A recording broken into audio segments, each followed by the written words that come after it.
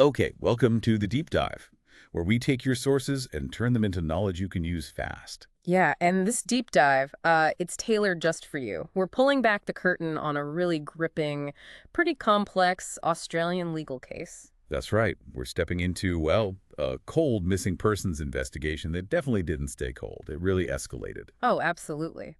High stakes legal battles, controversial, undercover police stuff, courtroom drama over what evidence is even allowed. It's got it all. And the core of our dive today, it comes straight from the source Supreme Court judgments, specifically those related to the case against two men, Tony Simmons and Kieran Moore, about the disappearance of Andrew Russell. Yep.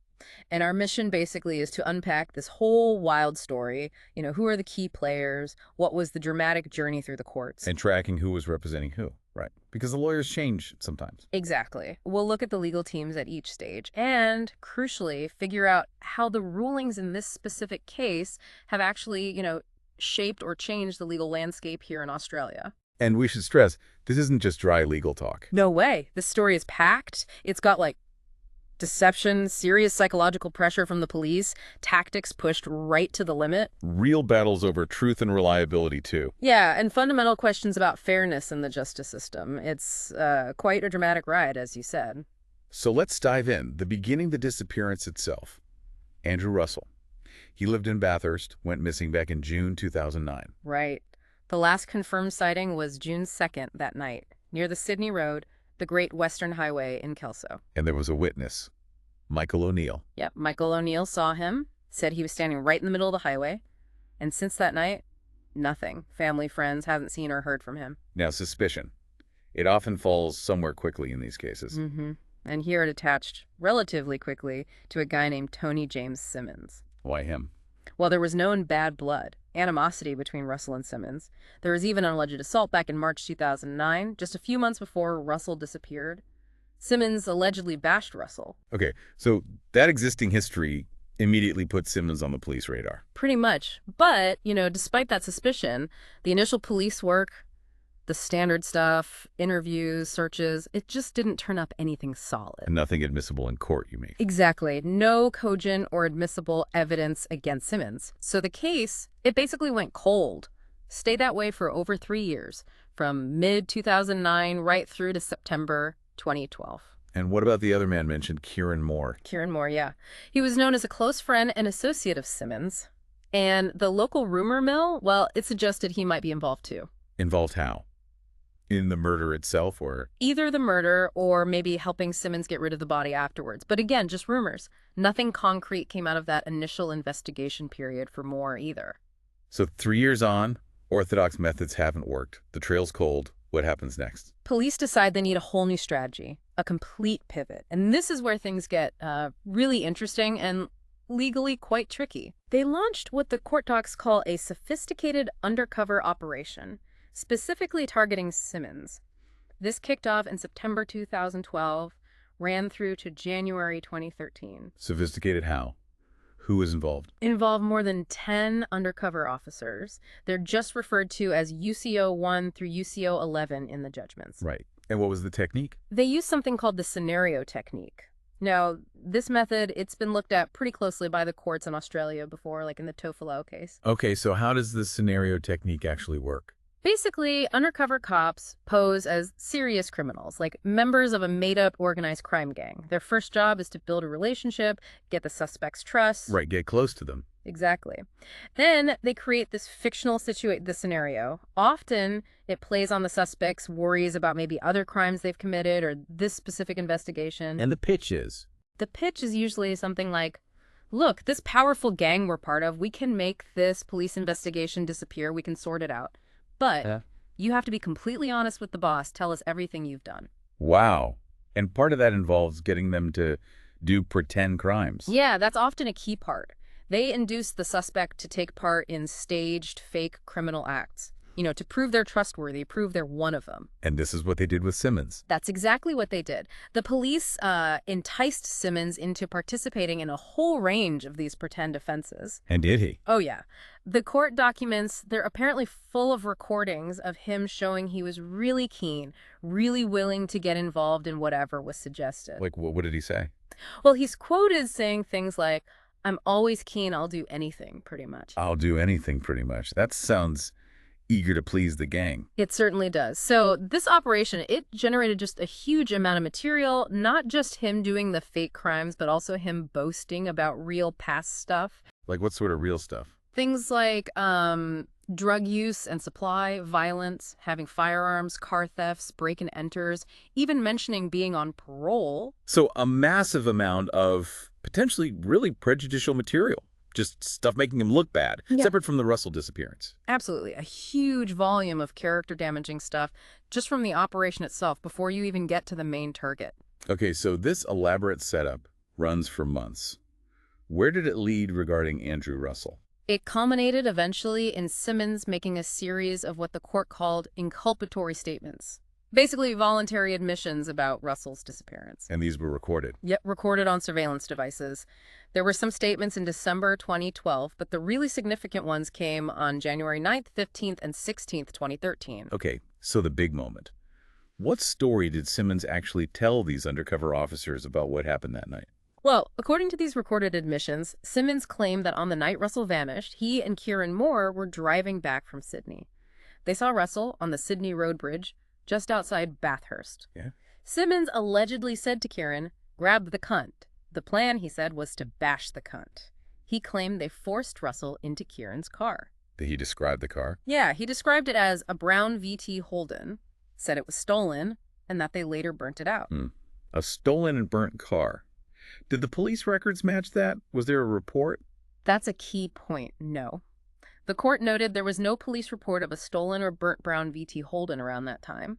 A significant lack of corroboration right there. Interesting. What else did Simmons say happened? His story continued. He said Russell started crying. They first took him to Kieran's mom's place, apparently. Then they drove him out to a cliff near a place called Sofala. The Sofala, right. And then he described this really chilling moment where they allegedly pushed Russell off the cliff. He even quoted Russell saying something like, "Oh, you're good, push me then, .see you." And Simmons specifically said, "Both of us pushed him." Both of us. So directly implicating Moore in the actual act of killing. Directly. He didn't stop there either. He claimed that afterwards they actually carried the body back up from the cliff. Back up. Why? Well, he didn't fully explain why they'd bring him back up after pushing him off. He mentioned Kieran started thinking about it, getting worried, and Simmons supposedly said, "Don't worry about it, bro. If we go down together." Then he claimed they buried the body in a mine shaft, also near Sofala. A mine shaft. Yeah. So they had this detailed confession, the location of a cliff, a mine shaft. Did searches find anything? No. And this is another major problem with the confession. Extensive police searches failed to find any mine shaft matching the description or any human remains in the area near Sofala that Simmons described. So the physical evidence just wasn't there to back up the story. Not at all. And remember that witness, Michael O'Neill, who saw Russell on the highway? In the middle of the road. O'Neill saw him about a kilometer away from the specific bridge Simmons mentioned in his confession. Another inconsistency. Plus, you mentioned other implausible details earlier. Yeah, the court noted things like Simmons claiming he walked back to his mother's house naked in the middle of winter after burning his clothes to destroy evidence seemed unlikely. And the whole stolen burnt car thing with no report. Lots of holes. So, a dramatic confession, but full of inconsistencies, implausible elements, and zero physical corroboration. But did he get the core details right? Did he name names, mention the history? Yes, and that was the crucial part for the prosecution, despite the issues. He specifically named Andrew Russell. He linked the incident directly to the guy he'd assaulted before, saying it was the same fellow I bashed and put in hospital. Referencing that March 2009 assault. Exactly. He gave the time frame as June 2009. He identified his accomplice, his co-e, as Kieran Moore. And he even talked about the rumors and the reason for the bad blood, mentioning Russell supposedly having hep C and spitting on Simmons' girlfriend. So, while the how and where seemed unreliable, the who, when, and why lined up with the known facts and relationships. Precisely. It made the confession seem grounded in reality, even with the shaky details. Okay, so Simmons' admissions are recorded. They implicate Moore directly in the murder. But as you said, what Simmons says isn't evidence against Moore in court. So how did the Crown build a separate case against Kieran Moore? Right. Because Simmons' confession couldn't be used against Moore, the Crown's case against Moore shifted. It became that Simmons killed Russell and Moore assisted after the fact, specifically helping dispose of the body. Making him an accessory after the fact to murder. Exactly. So to prove that, they needed separate evidence directly linking Moore, and they pursued a couple of different avenues. One involving a woman named Jody Biles. Yes. This happened earlier, back in September 2011, so more than a year before the main Simmons undercover op concluded. Police got a witness, Jody Biles, to go speak to Moore. Where was Moore at this time? He was actually an involuntary patient at Bloomfield Hospital in Orange. It's a psychiatric facility. He was there recovering from an episode of acute psychosis. Wow. Okay, so police arranged for someone to talk to him, secretly recorded it while he's a patient recovering from psychosis. That's right. The conversations on September 1st and 6th, 2011 were covertly recorded under a listening device warrant. That immediately raises red flags about his state of mind, his vulnerability. What did the hospital records say about his condition around then? The records showed he had been acutely unwell, described as psychotic, acutely delusional, even talking in numbers and riddles at the peak. However, the notes also indicated that by the time Biles visited, his condition had improved quite significantly. Still, the context is pretty stark. A psychiatric patient recovering from psychosis. That must have become a major legal issue later. Oh, absolutely. It was central to the arguments about whether anything he said to Biles could fairly be used against him. So what did Moore actually say in these recorded conversations with Biles? Well, Biles kept bringing up the topic, saying Simmons had supposedly confessed things to her. Moore's responses, they were really inconsistent. All over the place, actually. Oh, so? At times, he seemed to doubt Simmons had confessed at all. Said Simmons was just fried from drugs, insisted nothing happened. He even mentioned making up some story initially with someone else, a Carrie or Corey Maguire. So denying it? Denying it or downplaying it. But then he also made other comments, things that could suggest maybe some knowledge or even a consciousness of guilt. Like what? Like telling Biles to stop talking shit because, and this is a quote, "They still haven't found no body. As long as you know bloody, there's no evidence." That sounds ambiguous. Could be taken different ways. Exactly. Contradictory, ambiguous, especially given the whole context of his mental state at the time. It was messy. Okay, so that was the Biles conversation evidence. Yeah. Then there was also an admission Moore supposedly made directly to police later on. Yes. Fast forward to January 18th, 2013. This is just after the Simmons undercover op wrapped up and Simmons had made his big confessions. Moore was arrested, taken to Bathurst police station. And interviewed. He was formally interviewed by detectives, yes, but initially he exercised his right to silence. Didn't say anything incriminating. Okay, but then? Then he spoke privately with his stepfather, a man named John Fazio, who was there at the station. After that private chat, Moore changed his mind. He asked to speak to the detectives again. And that's when he made an admission. That's when he made an admission, yes. During this subsequent, less formal interaction. What was his version of events that he told the police then? His story, which apparently mirrored what he'd just told his stepfather, was quite different from Simmons' Cliff story. Moore said he was driving with Simmons. They saw Russell near the bridge. Simmons said, "Pull over. I hate this cunt." Right. Moore said he pulled over. Simmons got out, bashed Russell until he, quote, "didn't wake up." And then, Moore said, they moved Russell's body into a nearby paddock area. So, in Moore's version, Simmons does the killing, and they just move the body nearby. No cliff, no mine shaft. Correct. A much simpler and perhaps more plausible sequence of events. But critically, there was a major issue raised about how this admission was obtained. What was the issue?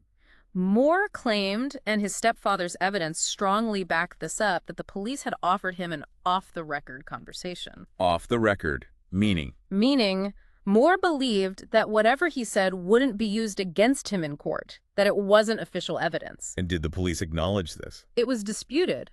But interestingly, evidence given by one of the detectives at an earlier committal hearing suggested that words like off the record might have been used.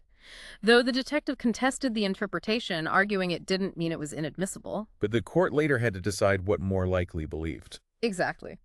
The defense argued it was fundamentally unfair to use an admission obtained after potentially misleading Moore into thinking it was safe to talk, especially right after he'd asserted his right to silence. Okay, so we've got Simmons' dramatic, detailed, but inconsistent confession from the undercover op. And we've got Moore's alleged admissions, one ambiguous set from a psychiatric hospital, another seemingly clearer one obtained after an alleged off-the-record offer. This sounds like a legal minefield before any trial could even start. Absolutely. A total minefield, which is why the next step was crucial. Extensive pretrial hearings, known as a voir dire. Voir dire, that's French, right? What does it mean in this context? Yeah, it basically means to see, to speak. In law, it's a hearing within a hearing or before the main trial to determine the admissibility of evidence. Here, it was before Justice Hamill in the Supreme Court, early 2015. And the whole point was to decide what the jury would actually get to hear. Precisely. Which of these confessions, if any, were legally admissible? Under what circumstances were they obtained? Was it fair? Was it legal? All hammered out before a jury was even impaneled. Before they got stuck into the admissibility of the confessions, you mentioned the undercover officers. Were there special procedures for them? Yes, right at the start of these pretrial processes, February 5th, 2015, the NSW police commissioner stepped in. To do what? To apply for court orders protecting the identities of those 11 undercover operatives, the UCOs. Understandably, given their work. So what do the orders allow? They allowed the UCOs to give their evidence using assumed names, not their real ones, and it prevented anyone from publishing either their real or their assumed identities. The court was also closed to the public whenever they testified during the voir dire. Makes sense. And who are the lawyers involved in sorting out those protection orders? Okay, so for the police commissioner asking for the orders, it was R. Bala from the Crown Solicitor's Office. Representing Simmons, you had P. Young SC leading, instructed by Matthew Lurkin Solicitor. For Moore, it was J. Stratton SC leading, instructed by Hadron Law.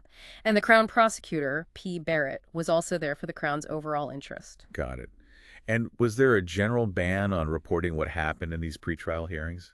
Yes. Importantly, the judge also made a non-publication order covering all the evidence and arguments presented during the entire voir dire. This was to protect the integrity of the future trial, didn't want potential jurors reading about evidence that might end up being excluded. Smart. Okay, let's get to the main event of the voir dire, the battle over Simmons's admissions from the undercover op. What grounds did his lawyers use to try and get that evidence thrown out? They threw the book at it, basically, using 3 key sections of the NSW Evidence Act. First, Section 90, unfairness. They argued it would just be fundamentally unfair to use confessions obtained through that kind of elaborate deception and psychological pressure. Okay, unfairness. What else? Second, Section 137. This is about probative value versus prejudicial effect. The argument was that all the other stuff from the operation, the fake crimes, the boasting about unrelated real crimes, was so incredibly prejudicial and made Simmons look like such a bad character that the risk a jury would misuse it massively outweighed the actual value of the confession itself for proving the murder charge. So the danger of prejudice was too high compared to how useful the confession actually was. That was the argument. And third, Section 138. Evidence obtained improperly or illegally. Ah, the expired warrants and the drug money issues? Exactly. They pointed squarely at those. The fact that warrants for listening devices on UCO1 and UCO3 had expired before some key conversations, including admissions made away from the main warranted car device on January 9th and 15th, that made those recordings technically illegal. And the drug use. And the argument that police improperly overlooked or even indirectly funded Simmons's suspected drug use during the operation, using money the UCOs gave him, that was put forward as improper conduct tainting the evidence. So, unfair, overly prejudicial, and improperly or illegally obtained. A 3-pronged attack. How did Justice Hamill rule on Simmons' admissions? This was huge. Absolutely massive decision. In his judgment, handed down March 4th, 2015, Justice Hamill ruled that Simmons' admissions to the UCOs were admissible. Admissible despite all those arguments. How did he justify that? Well, he looked at the Section 138 issues first, the expired warrants. He found that was more like a negligent mistake, an oversight by police, not deliberate flouting of the law, the drug funding issue. He called that a reckless impropriety, so he acknowledged it wasn't good. But still let the evidence in. Yes, because Section 138 requires a balancing act. You weigh the desirability of admitting the evidence against the undesirability of how it was obtained. Here, he decided the evidence, the confession to an unsolved homicide, was so important, had such high probative value, that its desirability outweighed the undesirability of the warrant mistake and the recklessness around the drug money. So the seriousness of the crime and the importance of the confession tipped the scale. Essentially, yes. He also found under Section 90 that the admissions were voluntary, and the scenario technique itself didn't automatically make them unfairly obtained in this specific instance. What about the Section 137 prejudice argument? All that bad character stuff. He acknowledged that was a big issue.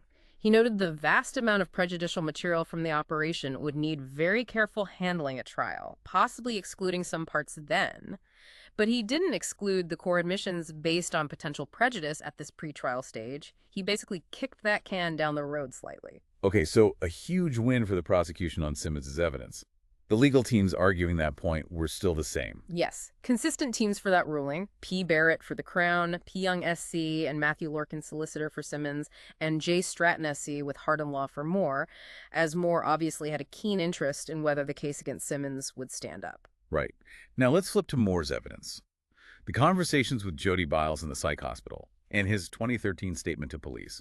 What were the arguments to exclude that?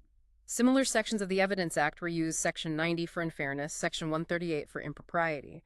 But the facts underpinning the unfairness argument for Moore were arguably much stronger, or at least different. How so for the Biles conversations? The defense really hammered the circumstances. Moore was an involuntary patient. He was recovering from acute psychosis. He was potentially highly vulnerable. Biles was acting as a police agent, deliberately sent in to elicit information from him, and she lied to him as part of the setup.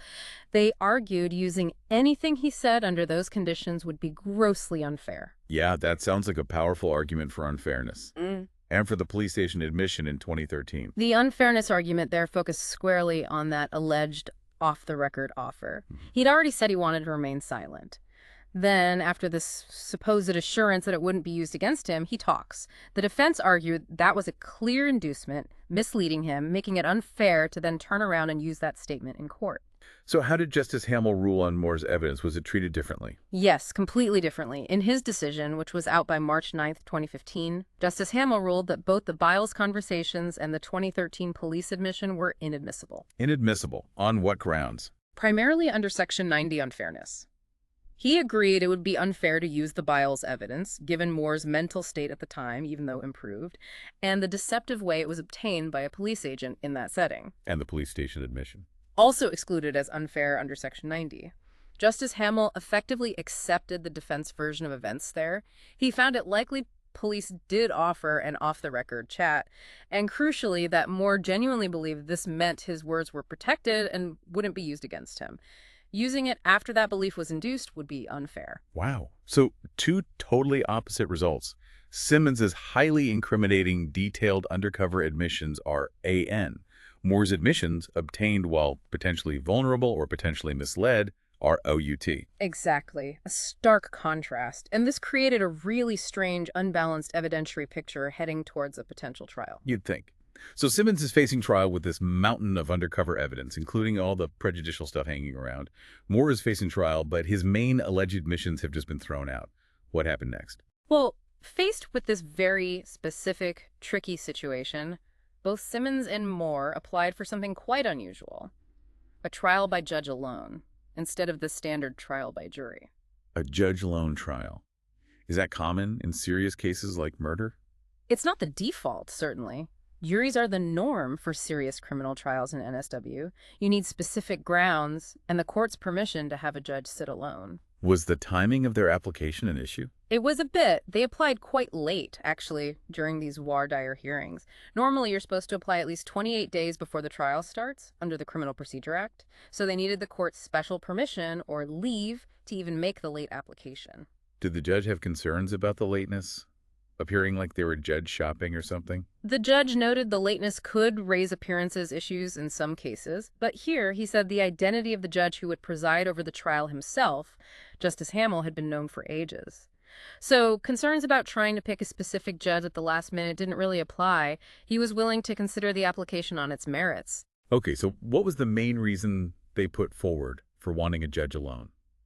Especially for Simmons. The absolute core argument, particularly from Simmons's team, was about that massive amount of prejudicial evidence from the undercover operation.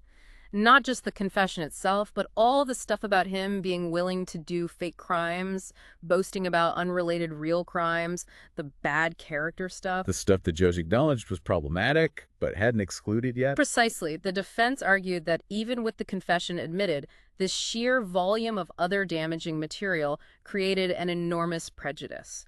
There was just too great a risk, they said, that a jury would convict Simmons simply because he seemed like a bad dude, someone with criminal tendencies, rather than properly focusing only on the evidence directly proving he murdered Andrew Russell. And they argued a judge's directions couldn't fix that, couldn't tell a jury to ignore it effectively. Yeah, that was a key part of it. They basically suggested that asking a jury to put aside that level of intense, pervasive character assassination, even with strong directions from the judge, was unrealistic. They called it judicial wishful thinking. A strong phrase. So how did Justice Hamill respond? Did he agree that a judge was better equipped to handle this specific type of prejudice? He did.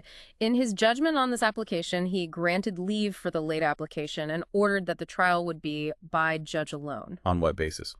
He fundamentally agreed with the defense assessment of the prejudice problem. He found the sheer extent, the volume, and the very nature of all that prejudicial material coming from the undercover op was exceptional. He also noted the difficult position Simmons' own defense might be in, maybe needing to introduce some of this bad character stuff themselves, just to try and explain why Simmons might have been boasting or exaggerating to the UCO. Right, trying to provide context for the confession might mean bringing in more prejudice. Exactly. It was a catch-22. Justice Hamill concluded that, given all this, it was genuinely hard to see how a jury could navigate it fairly.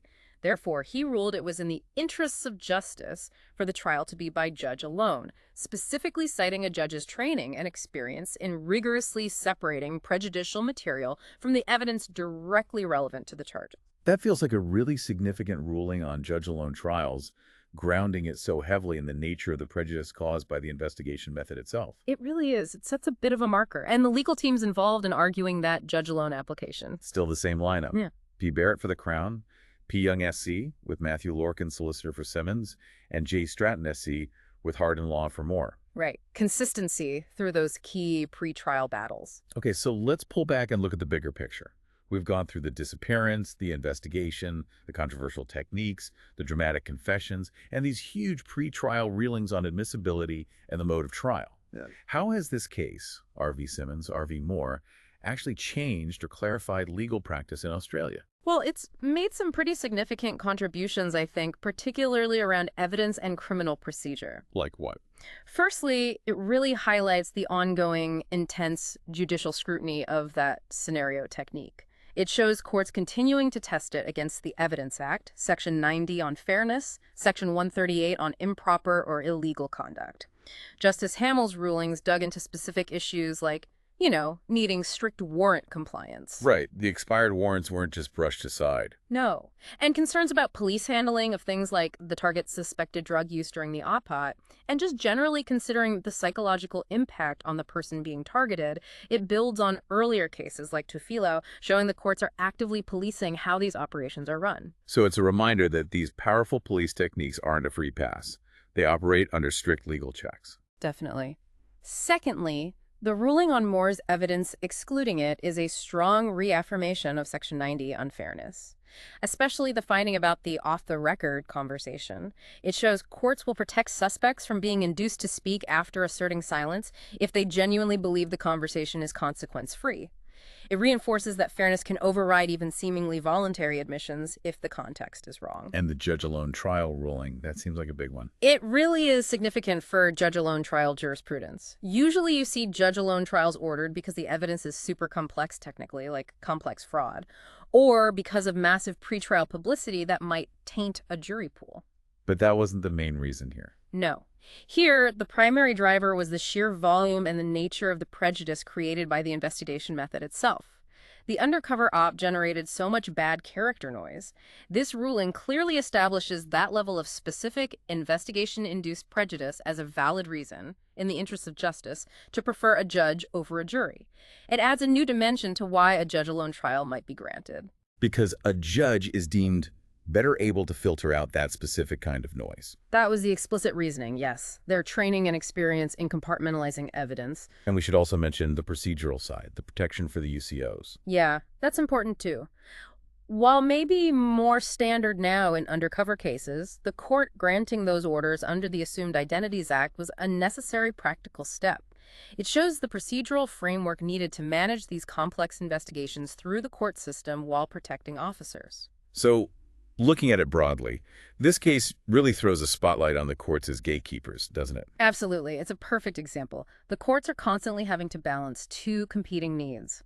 The need for police to have effective tools to solve serious crime, especially tough cold cases like this one. Against the need to uphold fundamental principles of fairness, due process, and protecting the rights of accused people. Exactly. This case shows the judiciary grappling very directly with how these sometimes controversial police methods stack up against long-established legal safeguards.